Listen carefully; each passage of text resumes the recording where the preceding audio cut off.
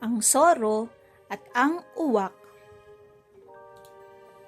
Si Kulas na uwak ay abot langit ang saya. Sa kanyang tuka, dala-dala niya ang isang bagay na kumikinang na parang bituin. Isang napakagandang asul na holin. Ako nang may pinakamagandang hiyas sa buong gubat, hiyaw niya habang lumilipad. Lumapag siya sa sanga ng isang mataas na puno ng nara para masilayan ang kanyang nahanap. Pinagmasdan niya ang holen. Sa bawat sinag ng araw na tumatama dito, tila ito sumasayaw sa liwanag. Hindi niya namalayan sa ilalim ng puno may isang pares ng matang matatalas na nakamasid sa kanya. Si Goryo na Soro ay palihim na naglalakad sa kagubatan nang masilaw siya sa kislap mula sa itaas. Aba, ano yun? Bulong niya sa sarili. Tumingala siya at nakita si Kulas at ang kumikinang na holen. Agad na nag-isip ng paraan si Goryo para makuha ang hiyas. Dahan-dahang lumapit si Goryo sa puno. Hindi siya tumingala agad. Sa halip, yumuko siya na parang may malaking paggalang. O anong laking karangalan, sabi ni Goryo sa malakas at malinaw na boses. Hindi ako makapaniwala na sa wakas ay nasilayan ko na ang maalamat na mga awit ng gubat. Nagtaka si Kulas. Sino ang tinutukoy ni Goryo?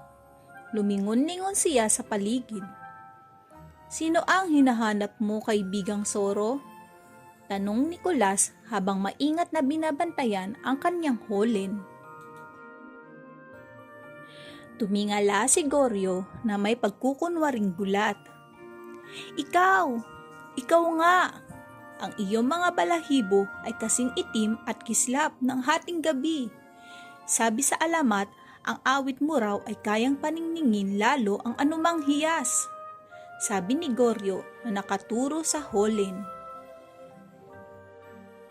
Namula sa tuwa si Kulas.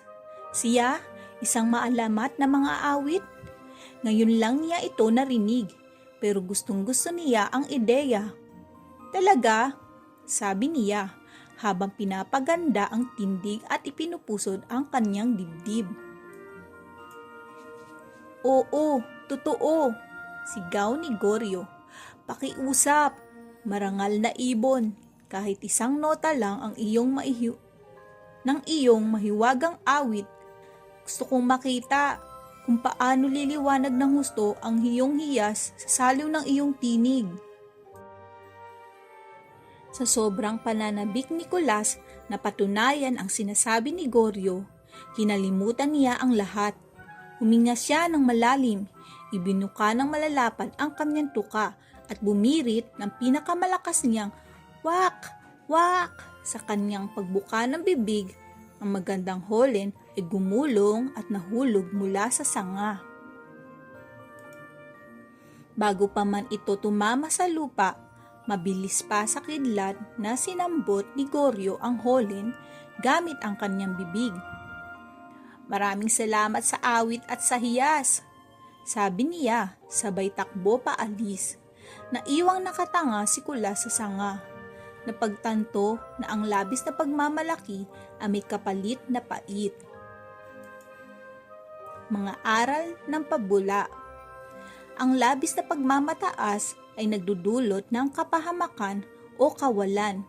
Mag-iingat sa mga taong masyadong nagpupuri dahil baka may masamang intensyon sila o may gusto lang silang makuha sa iyo, at huwag gamitin ang katalinuhan at panlilinlang upang makamit ang layunin.